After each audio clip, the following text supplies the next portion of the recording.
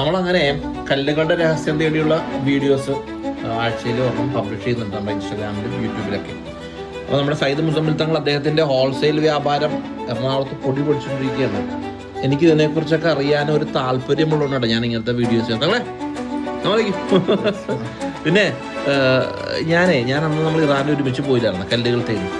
അപ്പം നിങ്ങൾ എപ്പോഴും ഫൈറൂസ് എന്ന് പറയുമല്ലോ.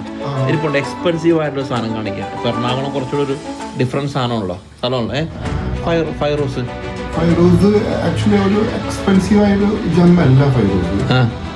പക്ഷെ ഫൈറൂസിന് മൈനിങ് അനുസരിച്ച് അത് കുറച്ച് എക്സ്പെൻസീവ് ആണ്. നിങ്ങൾ ഇരിപ്പുണ്ടോ കാണിച്ചേ. ഇത് ആക്ച്വലി 320 ഒക്കെ ക്യാരറ്റിന് വരുന്നത്. 320 അപ്പോൾ 20 ക്യാരറ്റ് ഒക്കെ ആകുമ്പോൾ 10 ക്യാരറ്റ് ഒക്കെ ആകുമ്പോൾ 3200 ഒക്കെ വരുന്നത്.